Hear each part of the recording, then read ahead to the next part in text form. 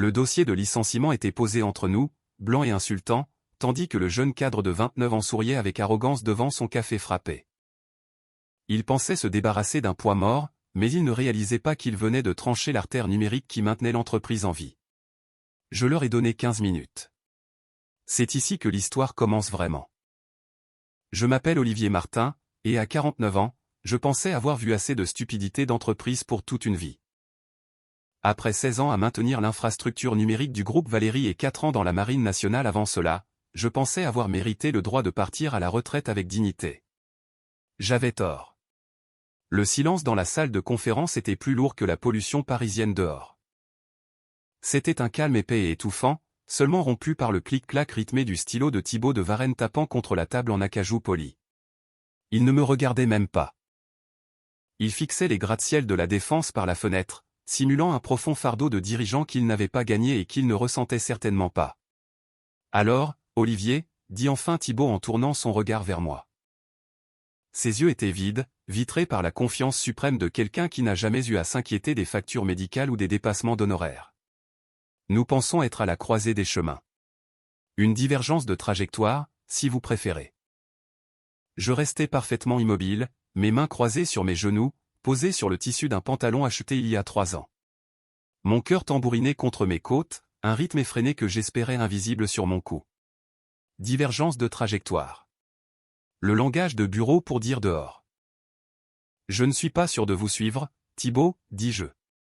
Ma voix était stable. C'était la même voix que j'avais utilisée quand les serveurs avaient surchauffé en 2019. La même voix que j'avais utilisée quand des pirates avaient tenté de briser notre système de paiement lors des soldes d'hiver il y a 2 ans. C'était la voix de celui qui répare les choses. Thibaut soupira, une expiration théâtrale qui fit s'agiter les bords des documents que Nathalie Lefebvre, la représentante des ressources humaines, avait fait glisser sur la table. Nathalie ne pouvait pas me regarder. Elle étudiait une rayure microscopique sur la surface de la table, le visage rouge de la honte d'être complice de cela. C'est une question de vélocité, dit Thibaut en se penchant en avant. Il portait un gilet sans manches de marque sur un t-shirt qui coûtait probablement plus cher que le loyer de mon studio de jeunesse. Le groupe Valéry pivote vers une posture agile et native du cloud. Nous avons besoin de synergie.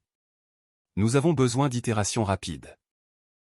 Et franchement, Olivier, votre méthodologie est traditionnelle. C'est lourd. C'est du système hérité. Il prononça le mot hérité comme s'il s'agissait d'une maladie, comme si cela signifiait sans valeur. Ma méthodologie, dis-je lentement, a empêché le système de gestion des fournisseurs de s'effondrer pendant la fusion l'année dernière. Mon code hérité traite actuellement 45 000 transactions par heure sans une seule erreur. Thibaut fit un geste de la main méprisant, comme s'il chassait une mouche. C'est exactement le problème.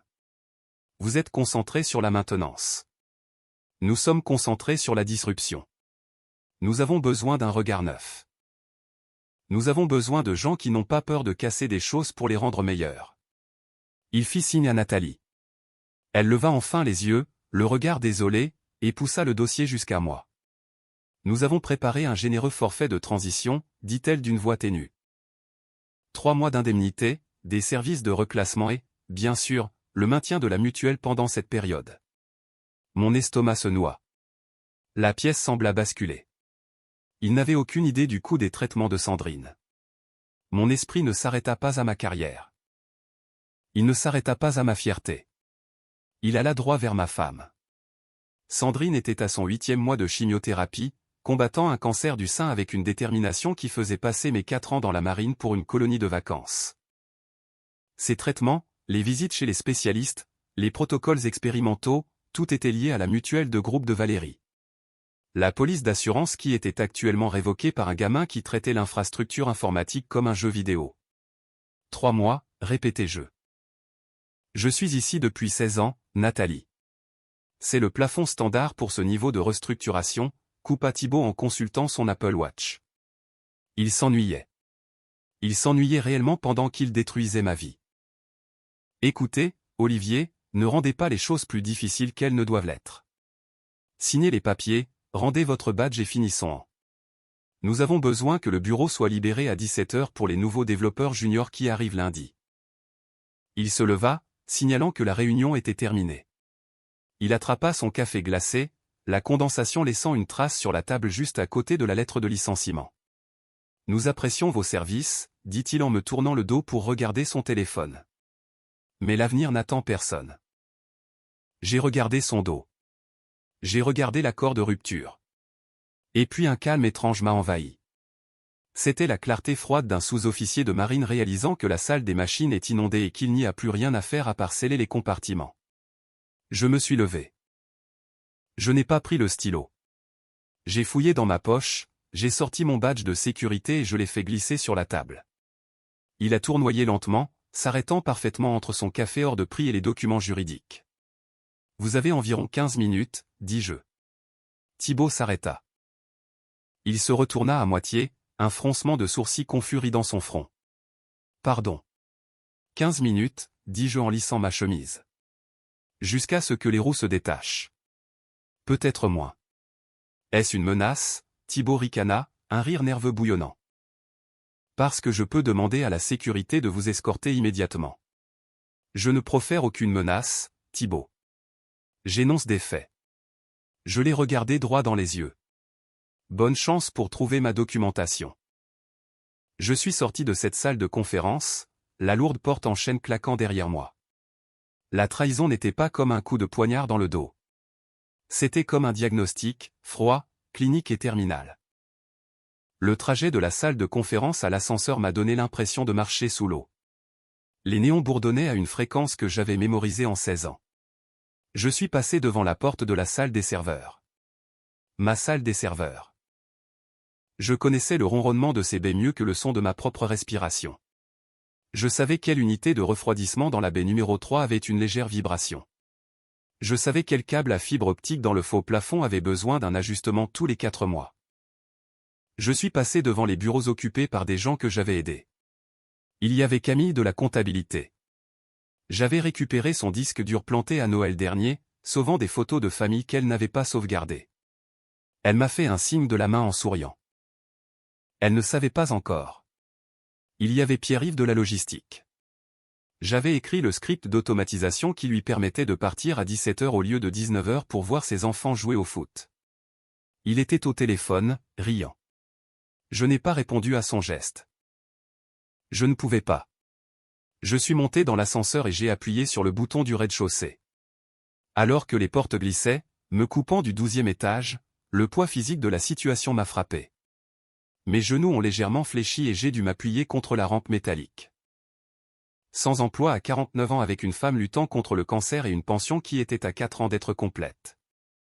Ma poitrine s'est serrée. La panique essayait de remonter dans ma gorge, un goût chaud et âcre de peur. J'ai fermé les yeux et je me suis forcé à respirer. Inspirer pendant 4 secondes. Bloquer pendant 4 secondes. Expirer pendant 4 secondes. L'entraînement de la marine à la vie dure. Je suis sorti du bâtiment dans le soleil aveuglant de l'après-midi. Le bruit de la ville, le trafic, les sirènes, les chantiers, ont agressé mes sens. Je me sentais exposé sans ce badge à la hanche. J'étais juste un autre homme d'âge mûr sur le trottoir, invisible et hors sujet.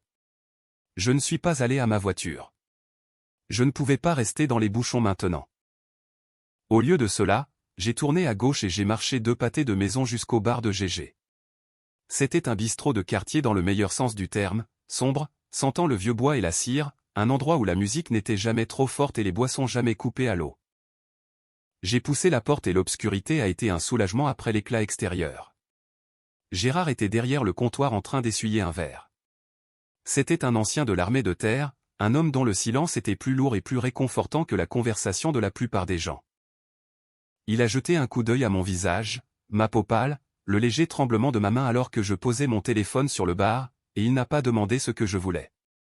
Il a juste attrapé une bouteille de vieux rhum. Il en a versé un double et l'a fait glisser sur le bois rayé. Ils l'ont finalement fait, a demandé Gérard. Sa voix était rocailleuse, usée par des années à crier au-dessus des rotors d'hélicoptères. Ouais, dis-je. J'ai pris le verre. Ma main était stable maintenant. Licenciement immédiat. Les salauds, grommela Gérard.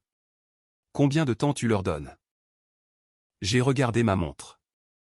Il était 16h43. 12 minutes, dis-je. Gérard a haussé un sourcil, s'appuyant sur ses coudes au bar. Précis à ce point. C'est un château de cartes, GG. J'étais le seul à maintenir les fondations. J'ai pris une gorgée de rhum. La brûlure était apaisante. Elle me rappelait que j'étais toujours là, toujours en train de me battre. J'ai baissé les yeux vers mon téléphone. Il était noir et silencieux sur le comptoir, un cercueil moderne pour ma carrière. Mais je savais ce qui se passait à l'intérieur des puces de silicium des serveurs à quelques rues de là. Vous voyez, Thibault et son équipe d'innovateurs avaient oublié une chose cruciale. Ils supposaient que les systèmes fonctionnaient par magie et par bonnes intentions. Ils ne comprenaient pas que chaque réseau, chaque base de données, chaque transaction qui maintenait leur entreprise en vie dépendait de protocoles d'authentification que j'avais construits lors de mon déploiement au Moyen-Orient. Et à 16h55, le jeton d'authentification quotidien pour l'API principale des fournisseurs devait se rafraîchir. Depuis 5 ans, ce rafraîchissement était géré par un script que j'avais écrit, un script nommé Watchdog Auth. Il vivait dans un répertoire sécurisé sur mon profil administrateur, programmé pour s'exécuter automatiquement lorsque mes identifiants étaient validés. Mais je n'étais plus connecté. Mon compte avait été désactivé au moment où j'étais sorti de cette pièce. Tu as l'air d'attendre qu'une bombe explose, observa Gérard en se versant un café. Pas une bombe, GG, le corrigeai-je. Une suffocation. Imagine l'oxygène aspiré lentement d'une pièce. Au début, on ne remarque rien, puis on a la tête qui tourne, et soudain, on ne peut plus respirer du tout. J'ai marqué une pause. J'ai construit le réservoir d'oxygène. Et je viens de partir avec la clé.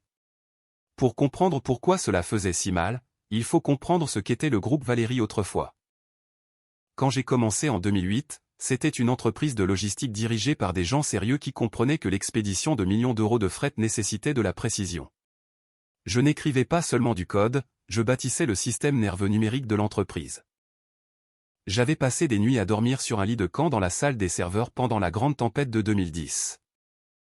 J'avais manqué le dîner de mon 15e anniversaire de mariage parce qu'une attaque par rançongiciel venue de Russie avait tenté de chiffrer notre base de données financières, et j'avais dû corriger manuellement le pare-feu, paquet par paquet, pour l'arrêter. J'avais sauvé l'entreprise de 6 millions d'euros de pertes cette nuit-là. Ma récompense avait été une poignée de main ferme de l'ancien PDG et une plaque générique d'employé du mois. Et ça me convenait. Je n'étais pas là pour la gloire. J'étais là parce que j'étais fier du fait que lorsqu'un chauffeur de camion à Lyon utilisait sa carte de carburant, cela fonctionnait. Quand un entrepôt à Bordeaux avait besoin d'un manifeste, il s'imprimait. J'étais la main invisible qui faisait tourner le monde. Puis est arrivé Thibault. Thibault de Varennes, 29 ans, diplômé d'une grande école de commerce où le programme consistait apparemment entièrement en mots à la mode et en formation à la confiance en soi. Il est arrivé il y a 8 mois, propulsé après que le conseil d'administration a décidé qu'ils avaient besoin d'une transformation numérique. Son premier acte en tant que directeur de l'innovation a été d'installer un bureau avec tapis de course dans son bureau et de déclarer que les chaises étaient des encres sédentaires du passé. Son deuxième acte a été de convoquer une réunion pour tout le département et de nous dire que notre infrastructure, celle que j'avais saignée pour construire, était d'un archaïsme embarrassant. Il n'a pas regardé les rapports de disponibilité. Il n'a pas demandé pourquoi nous avions un taux de fiabilité de 99%. Il a juste vu que l'interface utilisateur n'était pas assez jolie et que nous n'utilisions pas les derniers logiciels à la mode dont il avait entendu parler dans ses podcasts. Olivier, m'avait-il dit lors de notre premier entretien, 3 semaines avant le licenciement. Il rebondissait sur ses talons, ses écouteurs blancs dans les oreilles. Pourquoi payons-nous pour ces scripts personnalisés? Il existe des plateformes SaaS qui font cela. Les plateformes SaaS ne gèrent pas nos formats de données spécifiques, Thibault, avais-je expliqué patiemment. J'ai écrit ces scripts pour faire le pont entre les anciennes données de l'unité centrale et le nouveau portail web. Si vous les supprimez, le portail ne peut plus lire l'inventaire. Alors nous migrons les données, dit-il, comme si c'était simple. Comme si 16 ans de données étaient juste une liste de lecture Spotify que l'on pouvait glisser et déposer. C'est un projet de 3 ans, lui avais-je dit. Et d'ici là, les scripts sont la seule chose qui maintient les lumières allumées. Il avait levé les yeux au ciel, vraiment levé les yeux au ciel. Vous, les ingénieurs, vous compliquez toujours les choses pour justifier votre existence. On appelle ça de l'ingénierie de sécurité d'emploi. je vois clair dans votre jeu. C'est à ce moment-là que j'ai su. Il ne me voyait pas comme un atout. Il me voyait comme un obstacle grisonnant et coûteux se tenant entre lui et son bonus de transformation numérique. Il a commencé à m'écarter des réunions. Il a cessé de me mettre en copie des décisions architecturales. Il a engagé un cabinet de conseil, un groupe de jeunes de 22 ans en jeans serrés, pour auditer mon travail. Ils ont produit un rapport de 50 pages rempli de graphiques qui ne signifiaient rien, concluant essentiellement que le département informatique était gonflé de dépendances héritées. Et malgré tout, j'ai continué à travailler. J'ai maintenu les scripts. J'ai gardé les correctifs à jour. Parce que c'est ce qu'on fait. On fait le boulot. Mais en regardant mon téléphone sur le comptoir du bar, j'ai réalisé que faire le boulot avait été ma faille fatale. J'avais rendu les choses trop faciles. J'avais lissé les bosses si efficacement que Thibaut pensait que la route était naturellement plate. Il était sur le point de percuter un nid de poule de la taille du Grand Canyon. Mon téléphone a vibré. Je l'ai fixé. L'écran s'est allumé. Ce n'était pas un appel, c'était une notification du système d'alerte automatisé de l'entreprise. Un système que j'avais conçu pour envoyer un SMS à l'administrateur en cas de défaillance critique. Alerte, échec d'authentification API, erreur 503. J'ai regardé ma montre. 16h56. Pile à l'heure. Le téléphone a vibré à nouveau.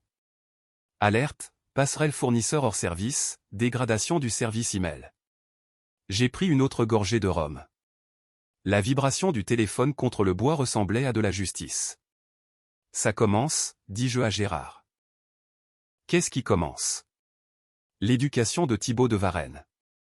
Le téléphone n'a pas seulement vibré, il a convulsé. Il dansait sur le bois verni du comptoir, vibrant d'une énergie désespérée et frénétique qui reflétait le chaos que je savais se dérouler à 4 rues de là.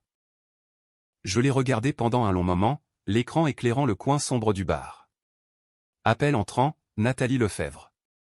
Appel entrant, Thibaut de Varenne. Message de Pierre-Yves, Olivier, tu vois ça. Les tableaux de bord sont tous au rouge. Message de Thibaut, et mec, j'ai besoin de te demander un truc rapide. Réponds. Tu ne vas pas répondre, a demandé Gérard en regardant l'appareil comme s'il s'agissait d'une grenade dégoupillée. Non, dis-je, ma voix calme d'une manière qui m'étonnait moi-même. Je ne suis plus sur la liste de paix, GG. Je suis juste un gars qui prend un verre. J'ai pris le téléphone, non pas pour répondre, mais pour le retourner face contre terre. La vibration a continué, un bourdonnement persistant qui résonnait contre le bois, mais je l'ai ignoré. Au lieu de cela, j'ai sorti un petit carnet relié en cuir de la poche de ma veste. Vieille habitude de la marine, toujours tenir un journal. Je l'ai ouvert à la date d'aujourd'hui et j'ai débouché mon stylo. 16h56, échec d'authentification Watchdog hôte initié. 17h05, cascade estimée vers le module de facturation. 17h30, les systèmes d'expédition des entrepôts perdront la synchronisation. J'écrivais l'oraison funèbre de ma propre carrière, mais aussi l'acte de décès de la réputation de Thibaut. J'ai fini mon verre, j'ai payé Gérard avec un billet de 20 € et je lui ai dit de garder la monnaie. Si quelqu'un vient me chercher, dis-je, tu ne m'as pas vu depuis mardi. Gérard a fini d'essuyer le comptoir. Rentre chez toi, Olivier. Va dormir. Tu as l'air d'en avoir besoin. Je suis sorti dans l'air frais de la soirée. Le trafic était bloqué, classique pour 17 h, mais pour la première fois en 16 ans, je n'étais pas pressé de le battre. Je ne consultais pas mes emails au feu rouge.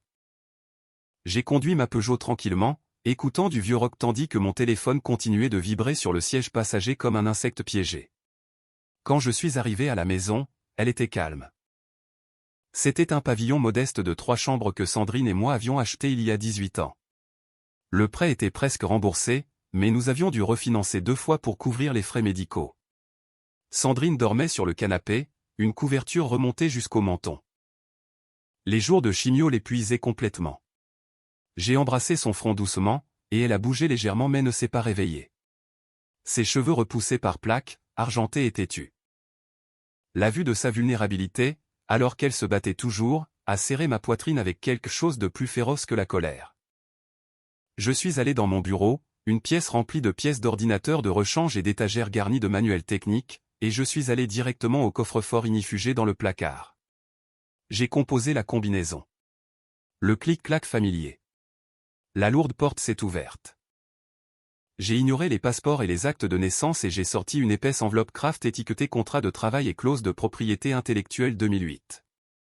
Je me suis assis à mon bureau, j'ai allumé la lampe en laiton et j'ai étalé les documents. Je devais être sûr. Je savais que j'avais raison, mais la paranoïa est un risque professionnel dans mon métier. Je suis allé à la page 18, paragraphe 9, sous-section C. Droit de propriété intellectuelle concernant l'outillage personnel. Tout script automatisé, utilitaire ou outil logiciel créé par l'employé principalement dans le but d'optimiser son flux de travail personnel, développé en dehors des heures de bureau et sans l'utilisation de code source propriétaire de l'entreprise, restera la propriété intellectuelle de l'employé.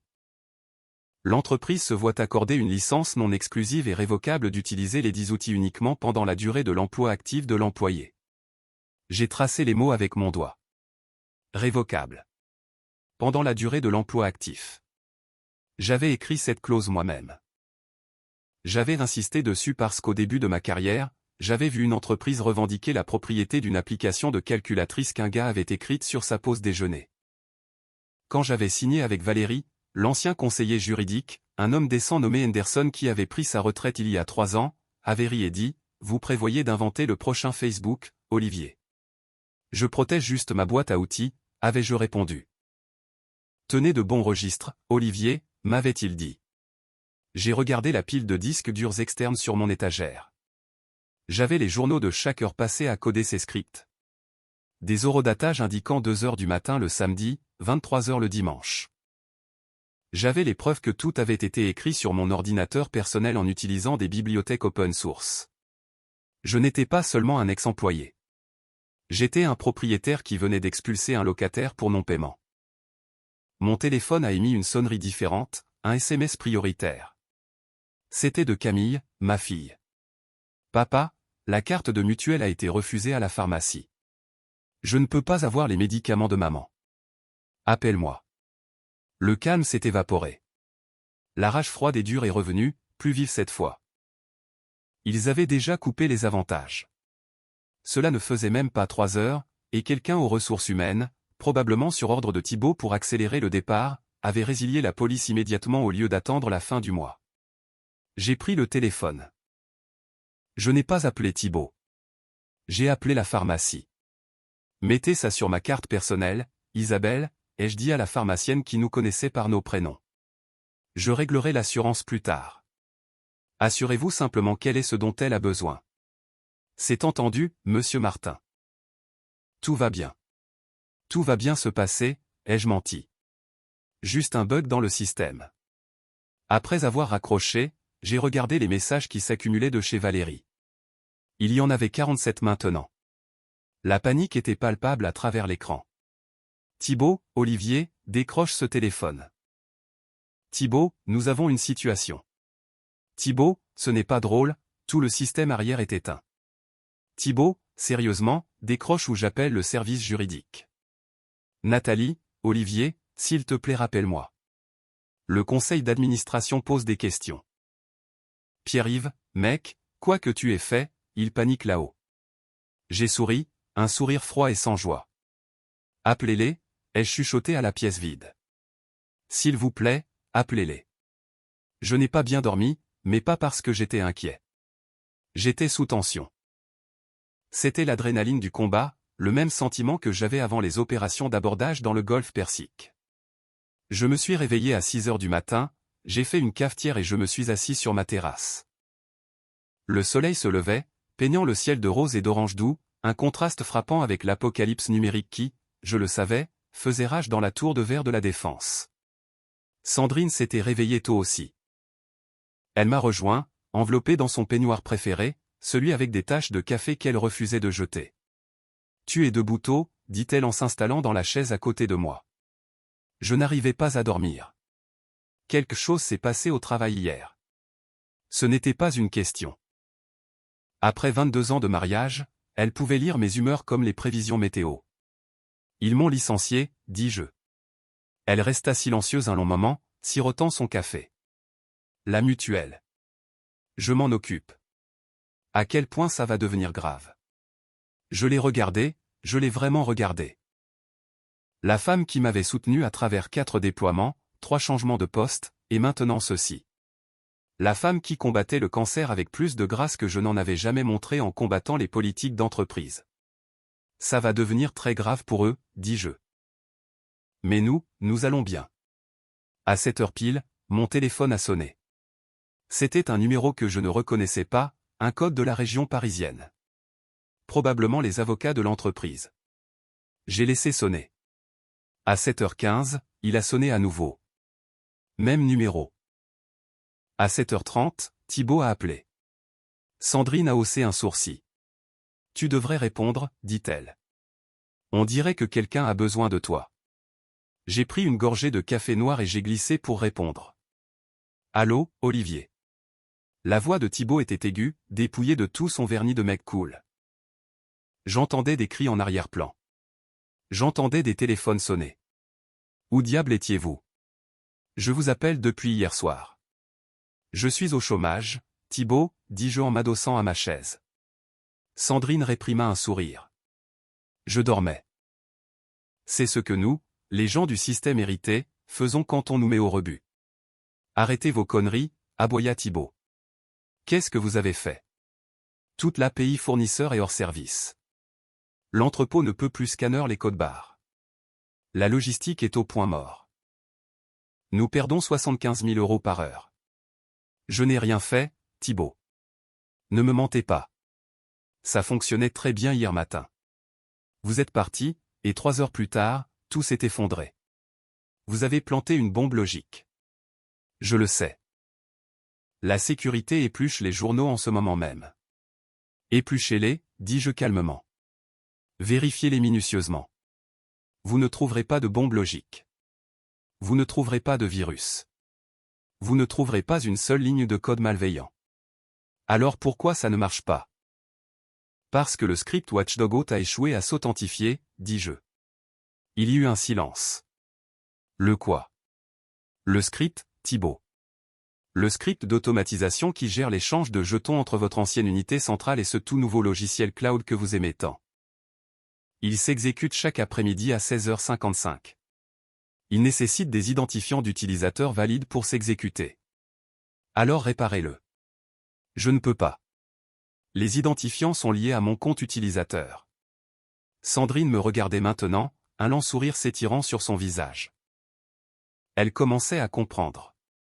Alors donnez-moi le mot de passe. Donnez-moi les accès administrateurs.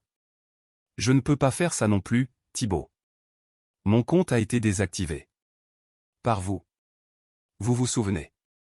Effet immédiat. Alors réactivez-le. Je ne travaille plus là-bas, lui rappelai-je gentiment. Je n'ai pas d'accès. Je vais vous réintégrer, dit-il, la désespoir pointant sous sa voix. Statut de consultant temporaire. Venez juste et réparer ça. Nous vous paierons votre tarif journalier. Non. Pardon. J'ai dit non. Je ne viens pas, Thibaut. Sandrine me serra la main.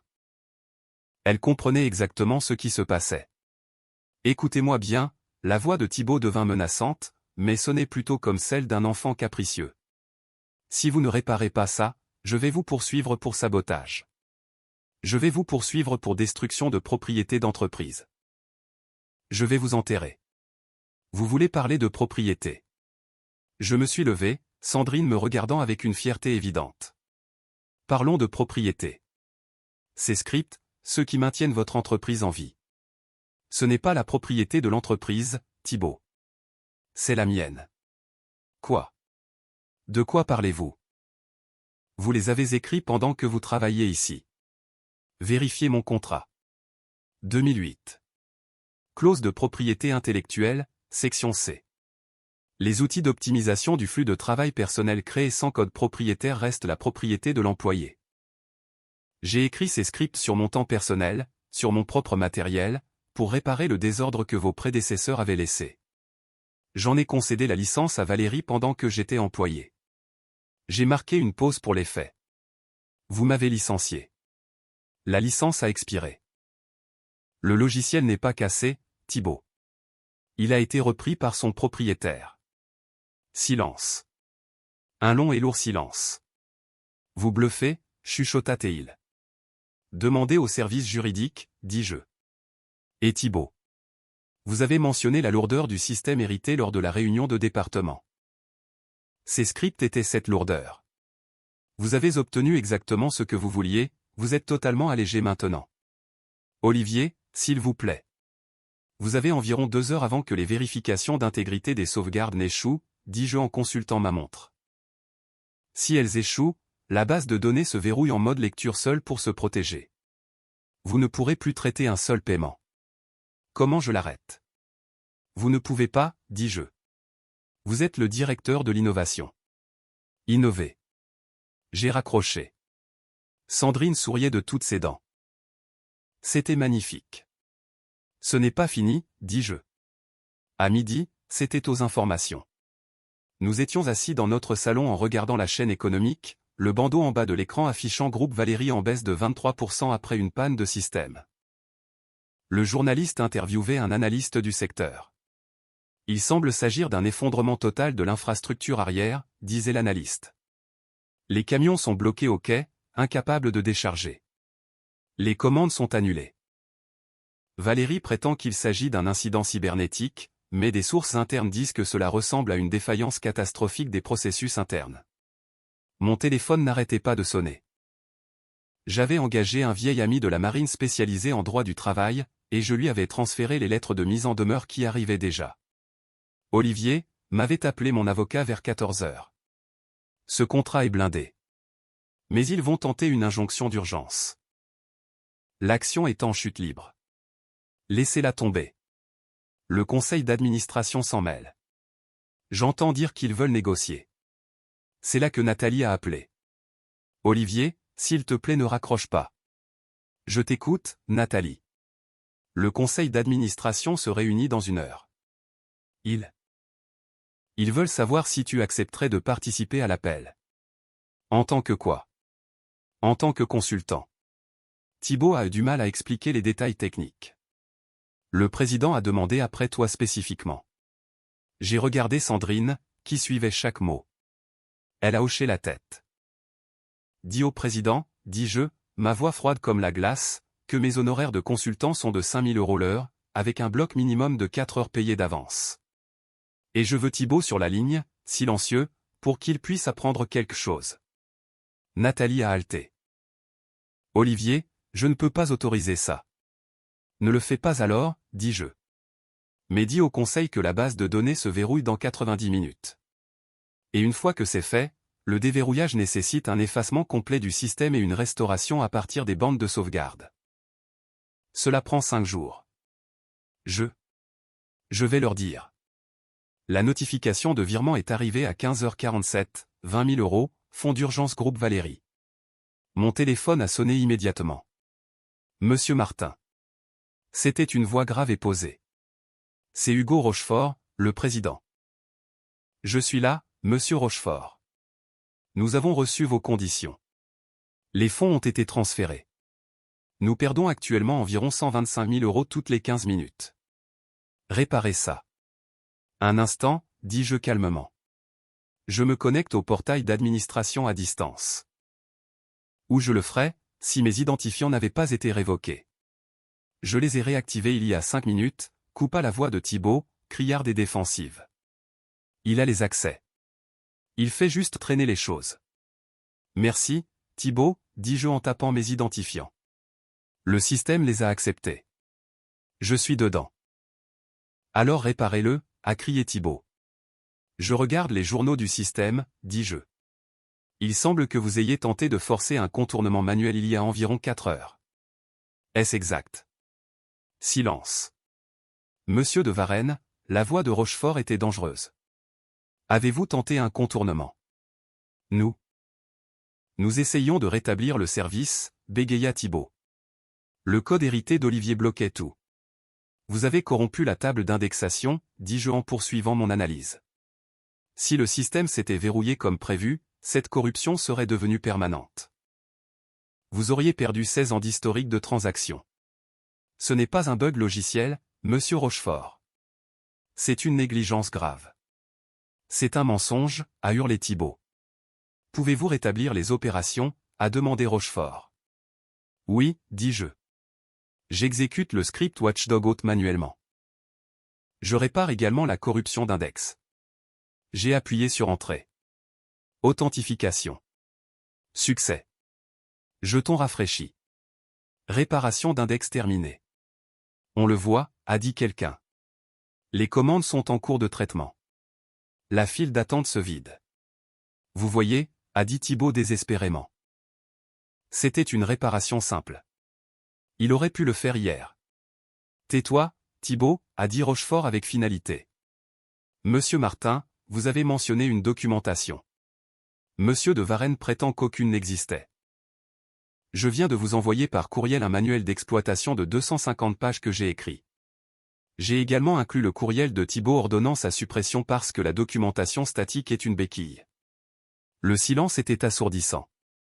Il vous a ordonné de la supprimer. Oui, monsieur. Quand j'ai objecté, il m'a menacé d'un plan de performance pour résistance à la transformation culturelle. Monsieur Martin, merci. Le Conseil va examiner ces éléments. Une dernière chose, dis-je. Mon contrat de consultant inclut une clause. Je conserve la propriété de mes outils. Le script que je viens de lancer m'appartient. Pour une utilisation continue, nous avons besoin d'un accord de licence. Vous ne pouvez pas faire ça, a hurlé Thibault. C'est de l'extorsion. C'est le capitalisme, Thibault. Monsieur Rochefort. Rédigez l'accord, a dit Rochefort instantanément. Triple du tarif standard. Nous en avons fini avec l'innovation. Compris. Et Thibault. Ancien directeur de l'innovation sonne assez juste. J'ai raccroché. 6 mois plus tard, j'étais assis dans mon nouveau bureau chez Stratam Systems. Vice-président senior de la stabilité des infrastructures. Double salaire, participation au capital et le respect qui vient avec le fait d'être l'adulte dans la pièce. Thibault avait été escorté vers la sortie quelques minutes après cet appel. Les règlements judiciaires ont fait la une des journaux. J'étais devenu une sorte de légende du secteur, le gars qui a prouvé que l'expérience bat les mots à la mode. Mais la vraie victoire était plus petite, plus calme. Le cancer de Sandrine était en rémission. Camille avait terminé ses études sans dette. La maison était vraiment payée maintenant, et le compte de retraite était plus que rempli. J'ai gardé l'accord de licence avec Valérie. Il me paie 22 000 € par trimestre maintenant pour louer le code qu'il considérait autrefois comme acquis. Plus que mon ancien salaire, juste pour la permission d'utiliser ce que j'ai construit. Ce soir-là, je suis rentré à la maison pour trouver Sandrine dans la cuisine, ses cheveux ayant complètement repoussé, préparant le dîner et riant de quelque chose à la radio. Pas de calendrier de chimio. Pas d'anxiété d'assurance. Pas d'inquiétude de minuit concernant les factures médicales. Comment s'est passée ta journée, a-t-elle demandé. Bien, dis-je en embrassant sa joue. J'ai redessiné un système de sauvegarde qui pourrait survivre à une guerre nucléaire. Bien sûr que tu l'as fait. J'ai regardé par la fenêtre de la cuisine le coucher de soleil peignant notre jardin en or. J'ai pensé à Thibault, où qu'il soit maintenant, se demandant probablement encore comment sa transformation numérique l'avait transformé lui-même en chômeur. Puis j'ai arrêté de penser à lui entièrement. Parce que c'est ça, construire des systèmes qui durent. On ne crée pas seulement du code qui survit. On construit une vie qui endure. On protège ce qui compte. On se lève quand c'est nécessaire. Et quand la poussière retombe, on est toujours debout. C'est ça, l'héritage. Parfois, la chose la plus dangereuse que vous puissiez faire pour une entreprise est de vous rendre indispensable, parce que le jour où ils pensent qu'ils n'ont plus besoin de vous, ils découvrent à quel point ils avaient tort. Dans le monde de l'entreprise, ils vous appelleront vieux système jusqu'au moment où leurs nouveaux jouets s'effondreront, alors soudainement, l'expérience devient la seule chose qui les sépare de la faillite. Cette histoire illustre parfaitement le fossé générationnel et technique qui peut exister dans les grandes entreprises modernes. On voit souvent de jeunes cadres, armés de diplômes prestigieux et de concepts théoriques comme l'agilité ou la transformation numérique, mépriser le travail de ceux qui ont construit les fondations de l'entreprise. Ils oublient que derrière chaque interface moderne se cachent des milliers de lignes de code critiques, souvent maintenues par des experts chevronnés qui comprennent la réalité du terrain. Olivier n'est pas seulement un technicien, c'est le gardien de la mémoire institutionnelle. Sa revanche n'est pas malveillante, elle est simplement le résultat logique d'une gestion arrogante qui ignore les lois fondamentales de l'informatique et du respect humain. En France, où la sécurité de l'emploi et les droits de propriété intellectuelle sont strictement encadrés, cette situation est un avertissement pour tous les dirigeants qui pensent que l'innovation signifie faire table rase du passé. Et vous, avez-vous déjà été témoin d'une situation où une entreprise s'est effondrée après avoir licencié la personne qui savait vraiment comment tout fonctionnait ?